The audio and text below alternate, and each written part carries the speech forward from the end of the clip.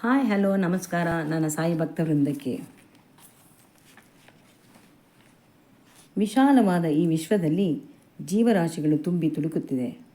ಎಲ್ಲ ಜೀವರಾಶಿಗೆ ಕಾರಣಕರ್ತ ಪರಮಾತ್ಮ. ಅವನ ಅಣತಿ ಇಲ್ಲದೆ ಒಂದು ಹುಲ್ಲು ರಾಶಿಯೂ ಅಲುಗಾಡುವುದಿಲ್ಲ. ಸಮಾಜ ಉದ್ಧಾರಕ್ಕಾಗಿ ಜನಿಸಿದ ಮಹಾಮಹಿಮರು ನೀತಿ ಪಾಠಗಳನ್ನು ಜನರಿಗೆ ಬೋಧಿಸಿ ಉತ್ತಮ ದಾರಿಯಲ್ಲಿ ನಡೆಸಲು ಸಹಕರಿಸಿದ್ದಾರೆ. ಶ್ರೀ ಸಾಯಿಬಾಬಾರವರ ಮಹಿಮೆ ಗಗನದಷ್ಟು ವಿಸ್ತಾರ, ಸಾಗರದಷ್ಟೂ ಆಳ. ಜನರಿಗೆ ಅವರಿಂದ ಪಡೆದ ಅನುಭವಗಳು ಗಗನದಲ್ಲಿರುವ ತಾರೆಗಳಂತೆ, ಎಣಿಸಲಾರದಷ್ಟು. ಅಂಥ ಅಮೂಲ್ಯವಾದ ಕಥಾಸಂಗ್ರಹ ಹುಡುಕಿದಷ್ಟು ಸಿಗುತ್ತಲೇ ಹೋಗುತ್ತದೆ. ಅಗಣಿತ ತಾರೆಗಳು ಇರುವ ಅನುಭವ ಕಥಾಲೋಕ. ಒಬ್ಬರ ಅನುಭವದಂತೆ ಮತ್ತೊಬ್ಬರದು ಇರುವುದಿಲ್ಲ. ಕಥಾಮಾಲಿಕೆ ನಿಂತ ನೀರಾಗದೆ ಒಬ್ಬರಿಂದ ಒಬ್ಬರಿಗೆ ಹರಿದು ಬರುವ ಅಮೃತವಾಹಿನಿಯಾಗಬೇಕು. ಪ್ರತಿಯೊಬ್ಬರೂ ಭಕ್ತರಸವನ್ನು ಪಾನ ಮಾಡಿ ಪರಮಾತ್ಮನ ಸ್ಮರಣೆಯಲ್ಲಿ ಮುಕ್ತರಾಗಬೇಕು. ಮತ್ತಿನಿಂದ ವಿವೇಕ ವೈರಾಗ್ಯ ಹುಟ್ಟಿ ಭವಬಂಧನದಿಂದ ಮುಕ್ತಿ ಪಡೆಯಬಹುದು. ನಾನು ನನ್ನದು ಎಂಬ ಮೋಹ ದೂರವಾಗಿ ಇಂದ್ರಿಯಗಳನ್ನು ಅಂಕೆಯಿಡಲು ಸಾಧ್ಯವಾಗಂಥ ಶಕ್ತಿ ನಾವು ಪಡೆಯಬಹುದು. ಭಗವಂತನ ಬಳಿ ಇರುವ ಆತ್ಮಜ್ಞಾನವೆಂಬ ಭಂಡಾರ ಯಾರು ಎಷ್ಟು ಬೇಕಾದರೂ ತೆಗೆದುಕೊಳ್ಳಬಹುದು. ಆದರೆ ಅರ್ಹರಾದವರಿಗೆ ಮಾತ್ರ ಭಂಡಾರ ಎಲ್ಲಿದೆ ಎಂದು ಸುಲಭವಾಗಿ ಹುಡುಕಿಕೊಂಡು ಹೋಗಲು ಸಾಧ್ಯ. ಅಜ್ಞಾನಿಗಳಿಗೆ ಇದರ ಸುಳಿವೂ ಸಿಗುವುದಿಲ್ಲ. ಅನ್ಯೋನ್ಯವಾಗಿ ದಾಂಪತ್ಯ ಜೀವನವನ್ನು ಕಂಡುಕೊಂಡಿದ್ದ ಲಕ್ಷ್ಮಿಯವರಿಗೆ ದೇವರು ಎಲ್ಲ ಕರುಣಿಸಿದ್ದ. ಮಕ್ಕಳ ಭಾಗ್ಯವೊಂದನ್ನು ಬಿಟ್ಟು ಗರ್ಭ ಧರಿಸಿದರೂ ಅದು ಭೂಮಿಗೆ ಪಾದಾರ್ಪಣೆ ಮಾಡುವ ಮೊದಲೇ ಕಣ್ಮುಚ್ಚುತ್ತಿದ್ದವು. ಶ್ರೀ ಶಿರಡಿ ಸಾಯಿಬಾಬಾರವರ ಹೆಸರನ್ನು ಕೇಳಿದರಷ್ಟೇ, ಆದರೆ ಅವರಿಂದ ಅನುಭವ ರೂಪದಲ್ಲಿ ಹೊಂದಿರಲಿಲ್ಲ. ಕೆಲವರಿಂದ ಸಾಯಿಬಾಬಾರವರ ಲೀಲೆಯನ್ನು ಕೇಳಿದ್ದ ಅವರಿಗೆ ಶಿರಡಿಗೆ ಹೋಗಿ ಬರುವ ಮನಸ್ಸಾಯಿತು. ಸದ್ಗುರು ಶ್ರೀ ಸಾಯಿಬಾಬಾರವರಿಗೆ 9 ಎಂಬ ಸಂಖ್ಯೆ ಪ್ರಿಯವಾದದ್ದು ಎಂದು ತಿಳಿದಿದ್ದ ಅವರು ₹1001 25 ಹುಂಡಿಗೆ ಹಾಕಿದರಂತೆ. ಅಂದರೆ ಎಲ್ಲ ಸಂಖ್ಯೆಯನ್ನು ಕೂಡಿದಾಗ 9 ಸಂಖ್ಯೆ ಆಗುತ್ತದೆ. ಬಾಬಾರವರಿಗೆ ಅರ್ಪಿಸಲು ಹೂವನ್ನು ಕೊಂಡುಕೊಂಡು ಸಮಾಧಿಯ ಮೇಲಿಡಲು ಅಲ್ಲಿದ್ದವರ ಕೈಯಲ್ಲಿ ಕೊಟ್ಟರಂತೆ. ನನಗೆ ಮಗುವನ್ನು ಕರುಣಿಸುವುದಾದರೆ 3 ಹೂವು ನನ್ನ ಕೈ ಸೇರಲಿ ಎಂದು ಬಾಬಾರವರಲ್ಲಿ ಪ್ರಾರ್ಥಿಸಿಕೊಂಡರಂತೆ. ಸಮಾಧಿಯ ಬಳಿ ನಿಂತಿದ್ದವರು ಹೂವಿನ ಪ್ರಸಾದವನ್ನು ಕೊಟ್ಟರಂತೆ. ಕಣ್ಮುಚ್ಚಿ ಪ್ರಾರ್ಥಿಸಿಕೊಂಡು ಮುಚ್ಚಿದ್ದ ಕೈಯನ್ನು ತೆರೆದು ನೋಡುತ್ತಾರೆ. ಬಾಬಾರವರು ಲಕ್ಷ್ಮಿಗೆ ಉತ್ತರವಾಗಿ 3 ರೋಜಾ ಹೂವನ್ನು ಕೊಟ್ಟಿದ್ದರು. ತನ್ನ ಪ್ರಾರ್ಥನೆಯನ್ನು ಮನ್ನಿಸಿದ ದೇವರಿಗೆ ಕೃತಜ್ಞತೆ ಸಲ್ಲಿಸಿದರಂತೆ.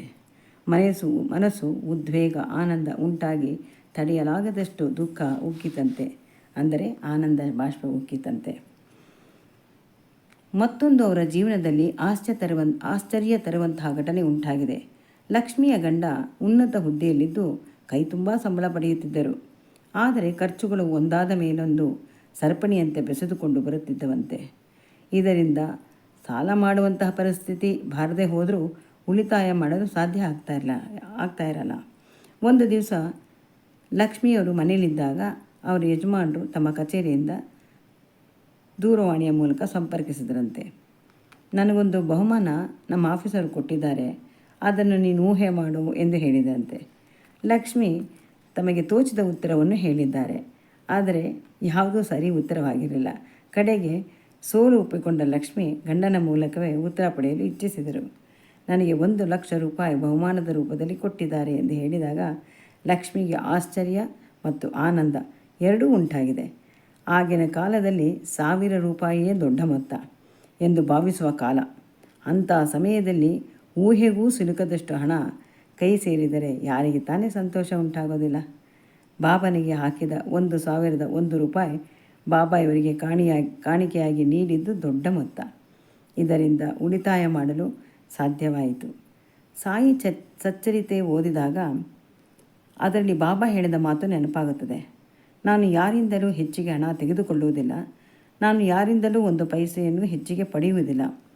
ಹಾಗೊಮ್ಮೆ ತೆಗೆದುಕೊಂಡರೆ ಅದರ 10ರಷ್ಟು ಹಿಂತಿರುಗಿಸಬೇಕಾಗುತ್ತದೆ ಎಂದು. ದಾನಿಯಾದವನು ಬೀಜ ಬಿತ್ತಿ ಸುಗ್ಗಿಯ ಪೈರನ್ನು ಪಡೆಯುವಂತೆ ಎಂದು ತಿಳಿಸಿದ್ದಾರೆ. ಲಕ್ಷ್ಮಿಗೆ ಆಗಿದ್ದು ಅದೇ ರೀತಿ. ಬಾಬಾ ಅವರಿಂದ ಪಡೆದ ಕಾಣಿಕೆಗಿಂತ 10 ಪಟ್ಟು ಹೆಚ್ಚು ಹಣ ಸಿಗುವಂತೆ ಮಾಡಿದ್ದರು. ನಾವು ಮಾಡಿದ ಪುಣ್ಯ ಫಲದಷ್ಟು ನಮಗೆ ಭಗವಂತ ದಯಪಾಲಿಸುತ್ತಾನೆ ಎಂದು ಅಂದುಕೊಳ್ಳಬಹುದು. ಕರುಣಾಮಯಿ ಶ್ರೀ ಸಾಯಿಬಾಬಾ ಅವರ ಅನುಗ್ರಹ ಈ ದಂಪತಿಗಳ ಮೇಲೆ ಸಂಪೂರ್ಣವಾಗಿ ಇತ್ತು.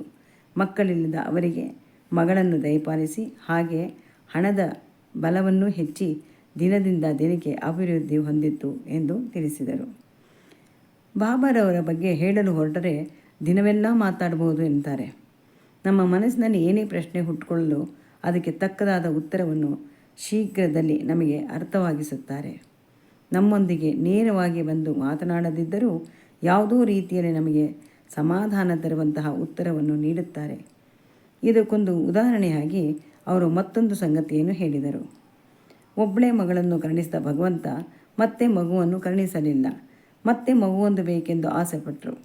ತಕ್ಷಣವೇ ಮಕ್ಕಳಿಲ್ಲದ ದಂಪತಿಗಳನ್ನು ಉದಾಹರಣೆಯಾಗಿಟ್ಟುಕೊಂಡು ತೋರಿಸಿ, ನಿನಗೆ ಒಂದು ಮಗುವಾದರೂ ಇದೆ, ಅವರಿಗೆ ಅದೂ ಇಲ್ಲ, ಇದ್ದುದರಲ್ಲಿ ನೀನು ತೃಪ್ತಿ ಹೊಂದು ಎಂದು ಲಕ್ಷ್ಮಿಯ ಮನಸ್ಸಿಗೆ ಮನವರಿಕೆ ಮಾಡಿಕೊಟ್ಟರಂತೆ. ಇನ್ನೊಮ್ಮೆ ಪರಿಚಿತರೊಬ್ಬರಿಗಾಗಿ ಸಿಹಿಕೊಳ್ಳಲು ಅಂಗಡಿಗೆ ಹೋಗಿದ್ದಾಗ ಸಮಯ ಮೀರಿತ್ತು. ಬಾಗಿಲನ್ನು ಹಾಕುವ ವೇಳೆ ಅಂಗಡಿಯಲ್ಲಿದ್ದ ಇಬ್ಬರು ಇವರನ್ನು ನೋಡಿ ನಕ್ಕರಂತೆ. ನಕ್ಕಿದ್ದಕ್ಕೆ ಕಾರಣ ಇವರು ಕೇಳಿದ್ದಾರೆ. ಅವರಲ್ಲೊಬ್ಬ ಹೀಗೆ ಹೇಳಿದ, ನಾನು ಅಂಗಡಿಯನ್ನು ಮುಚ್ಚೋಣ ಎಂದು ಹೇಳಿದೆ, ಆದರೆ ಇವನು ಒಪ್ಪಲಿಲ್ಲ. ಈಗ ಒಬ್ಬ ಮಹಿಳೆ ಮೈಸೂರು ಪಾಕ್ ಕೊಳ್ಳಲು ಬರ್ತಾರೆ ನೋಡು ಅಂತ ಹೇಳಿದಂತೆ. ಅದಕ್ಕೆ ತಕ್ಕ ಹಾಗೆ ಇವರು ಮೈಸೂರು ಪಾಕ್ ಕೇಳಿದ್ದಾರೆ. ಬಾಬಾರವರು ಯಾವಾಗ ಬೇಕಾದರೂ ಮತ್ತೊಬ್ಬರ ಹೃದಯದಲ್ಲಿ ಕುಳಿತು ಮಾತನಾಡುತ್ತಾರೆ. ಲಕ್ಷ್ಮಿಗೆ ನಮ್ಮೊಂದಿಗೆ ಹೇಳಿರುವುದು ಕೆಲವು ಉದಾಹರಣೆ ಮಾತ್ರ.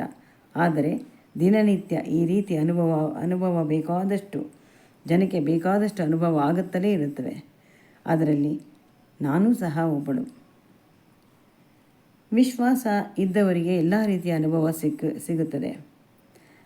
ವಿಶ್ವಾಸ ಇಲ್ಲದವರಿಗೆ ಇದೊಂದು ಕಾಕತಾಳೀಯ ಎಂದು ಅಂದುಕೊಳ್ಳಬಹುದು. ನಂಬುವುದು ಬಿಡುವುದು ಅವರವರಿಗೆ ಸಂಬಂಧಪಟ್ಟ ವಿಚಾರ. ಸರ್ವವ್ಯಾಪಿಯಾದ ಶ್ರೀ ಸದ್ಗುರು ಭೌತಿಕ ದೇಹ ತ್ಯಜಿಸಿದ್ದರೂ ಸದಾ ಅವರು ಜಾಗೃತರಾಗಿ, ಕ್ರಿಯಾಶೀಲರಾಗಿ, ಮಾರ್ಗದರ್ಶಕರಾಗಿ, ಜ್ಞಾನಕಾರಣನಾಗಿ, ಸಮಾಜ ಉದ್ಧಾರಕ್ಕಾಗಿ ಅವತಾರ ಎತ್ತಿದವರು. ಅವರ ಕೃಪಾ ಕಟಾಕ್ಷ ಎಲ್ಲರ ಮೇಲಿರಲಿ ಎಂದು ನಾವು ಆಶಿಸೋಣ. ಓಂ ಶ್ರೀ ಸಾಯಿ ಪ್ರಣಾಮ್.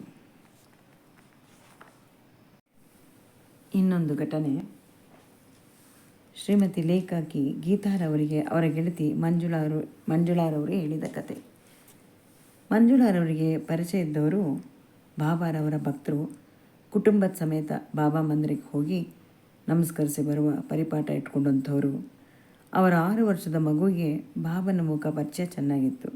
ಮೂರ್ತಿಯನ್ನಾಗಲಿ ಪಟವನ್ನಾಗಲಿ ನೋಡಿದ ತಕ್ಷಣ ಸಾಯಿಬಾಬಾ ಅಂತ ಹೇಳ್ತಾ ಇತ್ತು. ಒಮ್ಮೆ ನಿದ್ದೆಯಿಂದ ಇದ್ದ ಮಗು ತಂದೆ ತಾಯಲ್ಲಿ ತನಗೆ ಬಿದ್ದ ಕನಸಿನ ಕಥೆನ ಹೀಗೆ ಹೇಳ್ತಂತೆ. ರಾತ್ರಿ ನಾನು ಮಲ್ಕೊಂಡಿದ್ದಾಗ ಬಾಬಾ ಬಂದಿದ್ದರು. ಅವ್ರು ನನ್ನ ಪಾರ್ಕಿಗೆ ಕರ್ಕೊಂಡು ಹೋಗೋಣ, ಪಾರ್ಕಿಗೆ ಹೋಗ್ಬಿಟ್ಟು ಬರೋಣ ಬಾ ಅಂತ ಕರೆದ್ರು. ಅವ್ರ ಕೈ ಹಿಡಿಯೋಣ ಅಂತ ಹೋದೆ. ಅವ್ರ ಕೈನಲ್ಲಿ ಓಂ ಅಂತ ಬರೆದಿತ್ತು. ಅದಕ್ಕೆ ಅವರು ಈ ಕೈ ಹಿಡ್ಕೋಬೇಡ, ಇನ್ನೊಂದು ಕೈ ಹಿಡ್ಕೋ ಅಂತ ಹೇಳಿದ್ರು. ನಾನು ಇನ್ನೊಂದು ಕೈ ಹಿಡ್ಕೊಂಡು ಅವ್ರ ಜೊತೆಯಲ್ಲಿ ಪಾರ್ಕಿಗೆ ಹೋಗಿ ಬಂದೆ ಅಂತ ತಂದೆ ತಾಯಿ ಹತ್ರ ಹೇಳ್ತಂತೆ. ಮುಗ್ಧ ಮನಸ್ಸಿನ ಮಕ್ಕಳಿಗೆ ಕಳ್ಳ ಕಪಟ ತಿಳಿದಿರೋದಿಲ್ಲ, ಕಲ್ಪನೆಗಳು ಸಹಿತ ಇರೋದಿಲ್ಲ. ಕಂಡಿದ್ದನ್ನು ಕಂಡ ಹಾಗೆ ಹೇಳುತ್ತವೆ. ಇದರಿಂದ ಬಾಬಾ ಮಗುವಿಗೆ ದರ್ಶನ ಕೊಟ್ಟು ಆಶೀರ್ವದಿಸಿದ್ದಾರೆ ಎಂದು ನಾವು ತಿಳಿಬಹುದು. ಇದರಲ್ಲಿ ಮಕ್ಕಳ ಮನಸ್ಸು ಮಣ್ಣಿನ ಮುದ್ದೆಯಂತೆ. ಅದಕ್ಕೆ ಯಾವ ಆಕಾರ ಕೊಟ್ಟರೂ ಅದರಂತೆ ರೂಪ ಹೊಂದುತ್ತವೆ. ಮಕ್ಕಳಿಗೆ ಬಾಲ್ಯಾವಸ್ಥೆಯಲ್ಲಿ ಒಳ್ಳೆಯ ನೀತಿ ಕಥೆಗಳನ್ನು ಹೇಳೋದು ಮಾಡಬೇಕು. ನ್ಯಾಯ, ನೀತಿ, ಧರ್ಮಗಳನ್ನು ಅನುಸರಿಸುವಂತೆ ನಾವು ಕಲಿಸ್ಕೊಡ್ಬೇಕು. ಅದೇ ರೀತಿ ಅನೀತಿ, ಅಧರ್ಮ ಮತ್ತು ಪಾಪಕರ್ಮಗಳ ಕಥೆಗಳನ್ನು ಸಹಿತ ಉದಾಹರಣೆಗಳ ಮೂಲಕ ತಿಳಿಸ್ಕೊಡ್ಬೇಕು. ಇದರೊಂದಿಗೆ ಪರಿಣಾಮ ಯಾವ ರೀತಿ ತಿರುವನ್ನು ಬಾಳಿನಲ್ಲಿ ತಂದುಕೊಡಬಲ್ಲದು ಅಂತ ತಿಳಿಸಿದಾಗ ಮಕ್ಕಳ ಮನಸ್ಸಿನಲ್ಲಿ ಎಂದಿಗೂ ಅಳೆಯಲಾಗದಂತಹ ನೀತಿ ಪಾಠ ಕಲಿಸಿದಂತಾಗುತ್ತದೆ. ಭವಿಷ್ಯಕ್ಕೆ ಭದ್ರ ಬುನಾದಿ ಹಾಕಿದಂತಾಗುತ್ತದೆ. ಸುಗಮ ದಾರಿಯಲ್ಲಿ ಜೀವನ ಪ್ರಯಾಣ ಸಾಗಿದಂತಾಗುತ್ತದೆ. ಓಂ ಶ್ರೀ ಸಾಯಿ ಪ್ರಣಾಮ್.